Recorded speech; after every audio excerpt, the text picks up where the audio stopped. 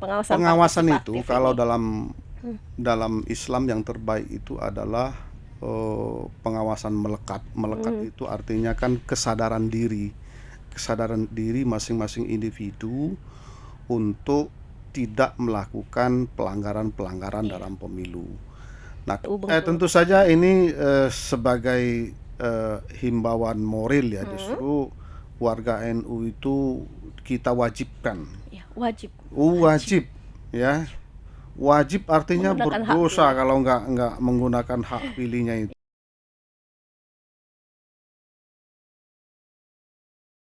Assalamualaikum warahmatullahi wabarakatuh.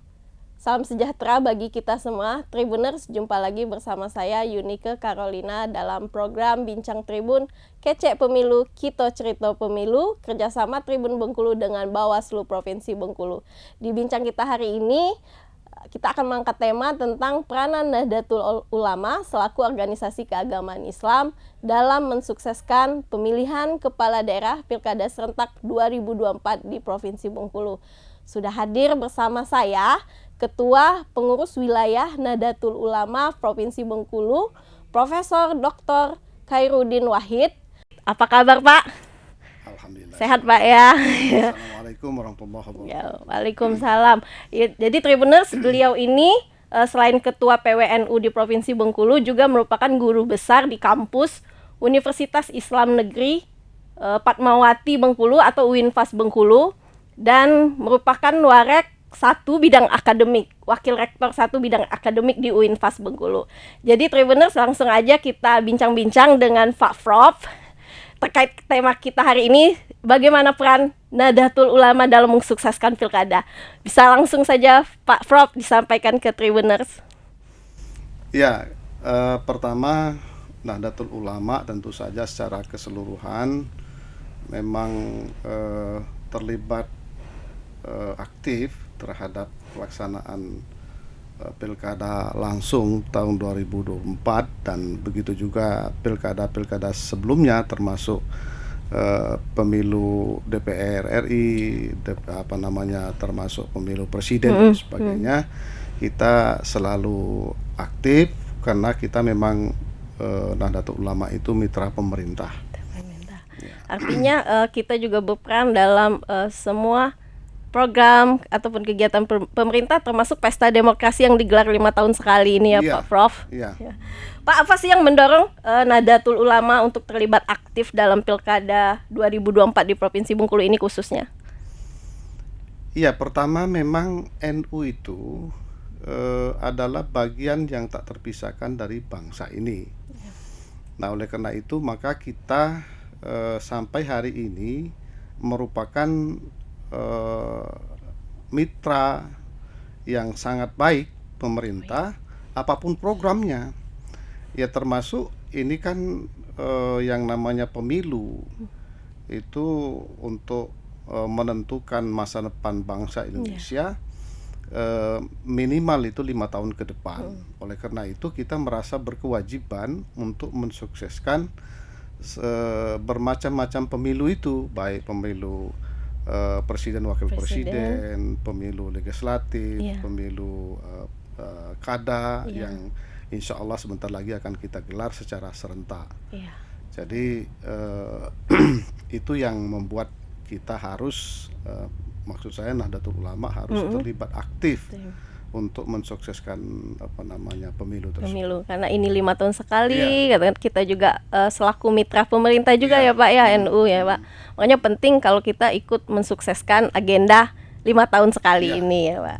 Pak, ini bagaimana NU sendiri mempersiapkan anggotanya untuk berpartisipasi dalam proses demokrasi ini, termasuk dalam pengawasan ini Pak?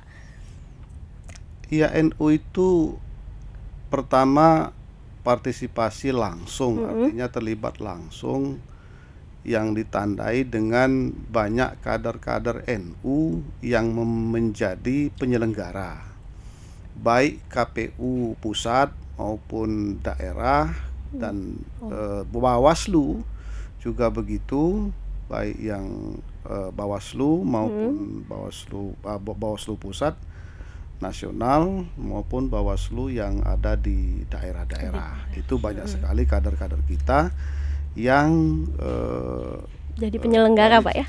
penyelenggara. Enggak ya? Nah, sampai ke level terendah. Panwascam dan PPK, KPPS kayak itu ya Pak. Itu ada kader-kader kita terlibat di situ. Iya. Jadi memang udah mempersiapkan anggota kita untuk ikut terlibat langsung, baik sebagai mungkin pemilih aktif ataupun penyelenggara kita ini Pak ya. Selalu Pak ya. Selalu kita persiapkan kader-kader terbaik. Ya. Nah ini tadi selaku penyelenggara kan Pak, mulai dari tingkat paling bawah sampai yang level atas. Nah kalau ini berbicara tentang calon kepala daerah ini Pak, ada nggak Pak kader kita yang mencalon khususnya di Pilkada Bengkulu ini di 10 kabupaten kota ya kan Pak, yang saat ini sedang berjalan kampanyenya? Iya. Ada beberapa calon kepala daerah dan wakil calon kepala daerah, baik dan mulai dari kabupaten kota sampai ke gubernur itu ada kader-kader kita, tapi tidak saya sebutkan di sini, nanti dikira kampanye. Ada Pak ya. Nah untuk sikap NU sendiri Pak dengan kader yang ikut kontestasi di Pilkada Bengkulu 2004 ini seperti apa Pak? Ya karena kita merasa mempunyai hajat kita bersama dan ini harus sukses, tidak ada pelanggaran atau meminimalisir sedapat mungkin, sekuat mungkin untuk terjadi pelanggaran. Oleh karena itu maka NU juga tidak mungkin memproklamirkan misalkan ikut kampanye dan sebagainya untuk calon-calon tertentu, mendeklarasikan mendeklarasi misalkan secara terang-terangan NU mendukung ini secara tentu tidak, tapi secara intern organisasi ya tentu ya NU karena ini kadernya yang dicalonkan, saya bilang harus dukung kader dong Pak ya. Iya, kader-kader terbaik kita untuk calon kepala daerah ya tentu saja secara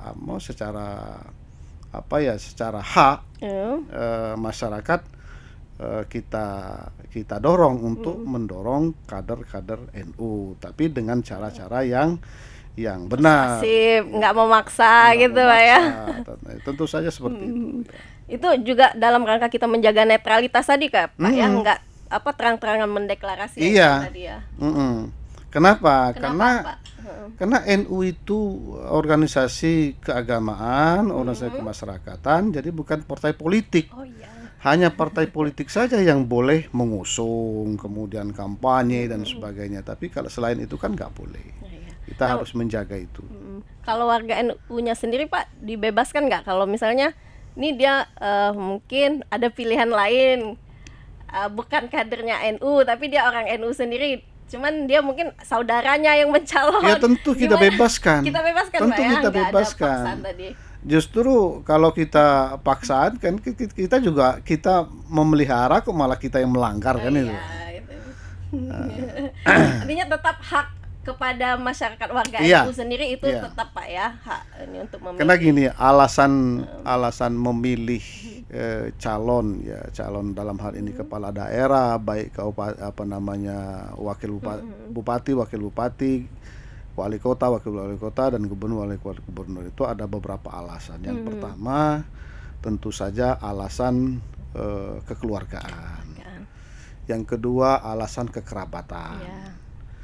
Yang ketiga ya alasan organisasi, satu organisasi kan ya yang sebetulnya seharusnya, tapi ini kan kecil. Alasan karena melihat program-program ke depan itu sebetulnya yang paling penting. Alasan memilih itu jadi melihat program-program dia yang bisa tentu saja mensejahterakan masyarakat dan sebagainya. Nih Pak, kita berbicara tentang peran NU sendiri dalam meningkatkan partisipasi pemilih Pak. Gimana Pak, ada cara dari PWNU Bengkulu? Tentu saja ini sebagai himbauan moral ya, justru warga NU itu kita wajibkan. Wajib Wajib artinya Menggunakan hak berdosa pilih. kalau nggak menggunakan hak pilihnya itu. Iya, warga NU dengan Iya. ketua PWNU-nya wajib menggunakan hak pilihnya di hari pencoblosan tanggal Iya, 27 wajib. November nanti ya, Pak. Iya. Iya. Nah, itu cara kita untuk meningkatkan partisipasi pemilih ya, Pak, dengan Iya. mengajak warga NU khususnya untuk menggunakan hak pilihnya nanti. Iya, partisipasi politik itu juga sangat-sangat penting karena itu kan menyangkut kredibilitas pimpinan ke depan. Kalau yang memilih sedikit, artinya kan ya kurang kredibel kan itu. Ya. Oleh karena itu maka harus kita meningkatkan partisipasi masyarakat untuk memilih calon-calon kepala daerah ke depan. Itu untuk meningkatkan partisipasi pemilih. Kalau dalam rangka pengawasan, Pak, ini kan Bawaslu sendiri ada program, kalau nggak salah itu pengawasan partisipatif yang melibatkan masyarakat umum dalam mengawasi pelaksanaan pilkada. Nah, dari NU sendiri seperti apa, Pak, terkait pengawasan itu partisipatif kalau ini? dalam Islam yang terbaik itu adalah pengawasan melekat. Itu artinya kan kesadaran diri masing-masing individu untuk tidak melakukan pelanggaran dalam pemilu. Nah, kemudian tentu saja kita harus mengikuti aturan-aturan yang ada. Oleh karena itu memang masyarakat, khususnya masyarakat NU, ya secara bertahap terus kita melakukan pencerdasan supaya mereka tidak melakukan pelanggaran. Kalau NU yang saya sebutkan tadi sebagai partisipasi aktif, kemudian justru melakukan pelanggaran, ini kan naif sekali. Oh iya. Ya. Artinya kalau memang warga NU yang melihat atau menemukan pelanggaran sendiri itu lebih baik silakan melapor ke Panwascam atau Bawaslu terdekat gitu ya, Pak. Iya, sebatas itu. Iya, sebatas itu. Tapi nanti ketika sudah terjadi pelanggaran, maka kan ada ranahnya lain. Karena ada ke Bawaslu itu tadi, Pak, Paling kita Panwascam ya. pertama antisipasi, artinya kan pencegahan. Jadi itulah makanya kita melakukan pencerdasan kepada masyarakat, jangan sampai melanggar. Kemudian ketika kita melihat pelanggaran itu, tentu saja kita tidak boleh diam.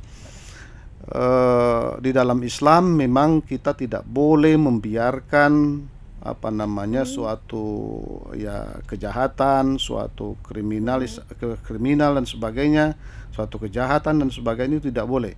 Kita harus berbuat. Jangan pernah membiarkan pelanggaran dalam hal ini dalam pemilu yang akan datang ini.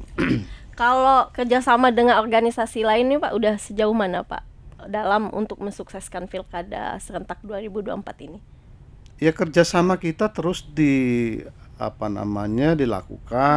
baik itu terhadap sesama organisasi kemasyarakatan keagamaan seperti Muhammadiyah, Tarbiyah Islamiyah, kemudian Al-Irsyad dan sebagainya, terus kita lakukan.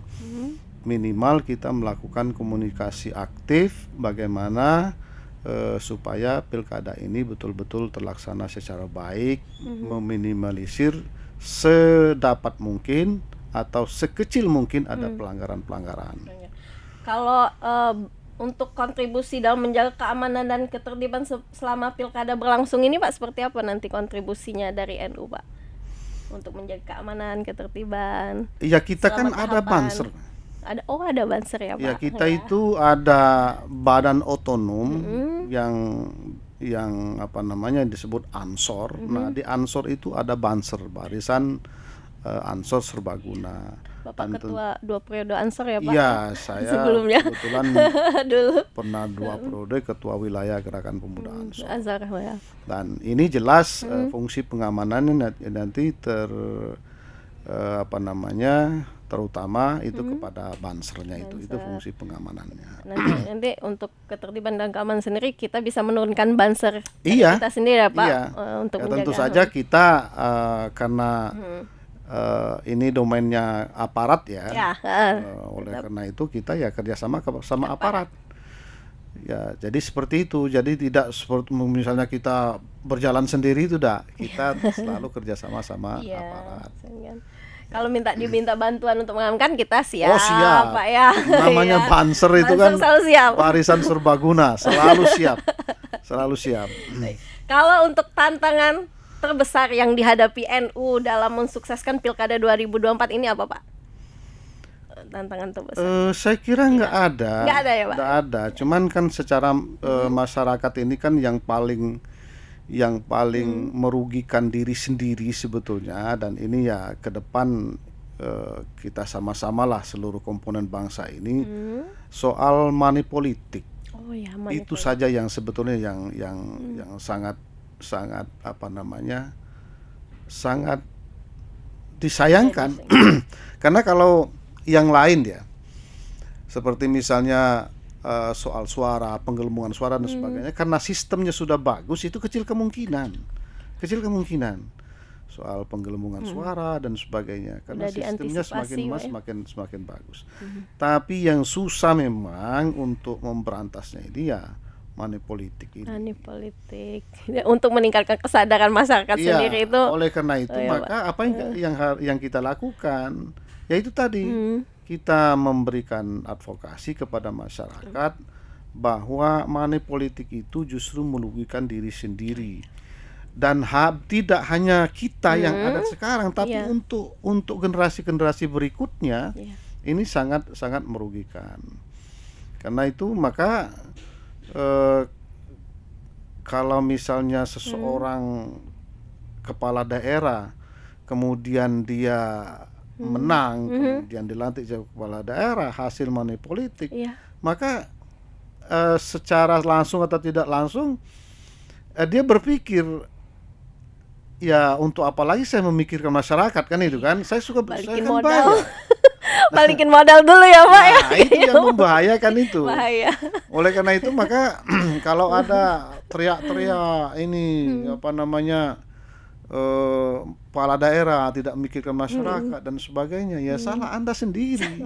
Kenapa dulu memilih yang bayar itu? Yang bayar hanya karena 100-200 5 tahun masa depan daerah kita nggak tahu ya, Pak. Ya. Harapan, Pak, NU sendiri dari Pak Prof untuk Pilkada 2024 di Provinsi Bengkulu, Pak. Ya, khususnya Provinsi Bengkulu, baik Provinsi Bengkulu. apa namanya, kepala daerah dalam hal ini bupati, wakil bupati, wali kota, wakil wali kota, dan gubernur, wakil gubernur. Yang pertama kepada masyarakat ya, kepada masyarakat kita berharap betul pemilu ini yang pertama aman. Ya.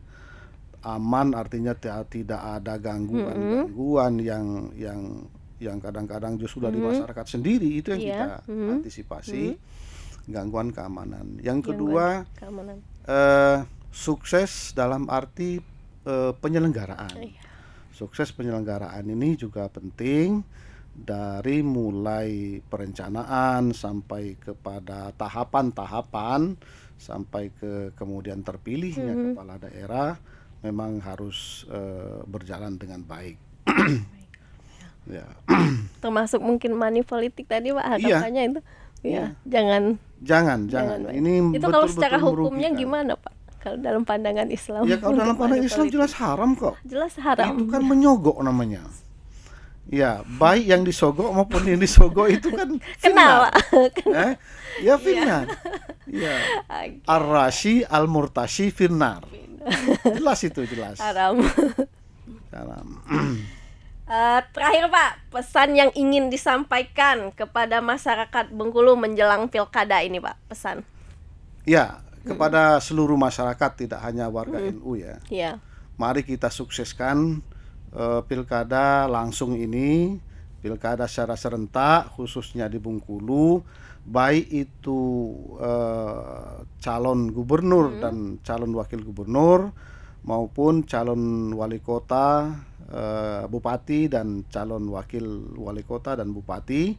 Kita betul-betul mensukseskan, yaitu yang saya sampaikan tadi, dari segi gangguan-gangguan keamanan. Jangan sampai kita melakukan hal-hal yang merugikan bangsa kita, merugikan daerah kita sendiri.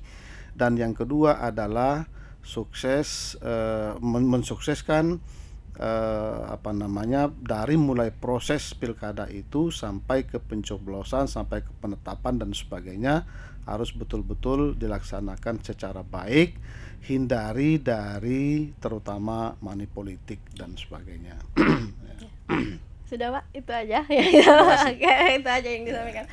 Baik, itu tadi Tribuners bincang kita bersama Profesor Khairuddin Wahid selaku Ketua Pengurus Wilayah Nahdlatul Ulama Provinsi Bengkulu. Jadi PWNU di sini punya peran penting dalam mensukseskan Pilkada serentak 2024 termasuk di Provinsi Bengkulu, tidak hanya sebagai pemilih yang berpartisipasi langsung saat menggunakan hak pilih pada hari pencoblosan nanti, tapi juga bisa ikut mengawasi tahapan-tahapan pelaksanaan pilkada nantinya hingga hari pencoblosan, hingga hari penghitungan suara. Dan juga tentunya ada gerakan Banser ini tadi namanya Pak ya, siap kalau memang dibutuhkan untuk pengamanan dan ketertiban pada saat pelaksanaan ataupun pencoblosan di 27 November nanti. Saya Yunike Carolina selaku host Bincang Tribun pamit undur diri, sampai jumpa di program selanjutnya. Wassalamualaikum warahmatullahi wabarakatuh. Waalaikumsalam warahmatullahi wabarakatuh.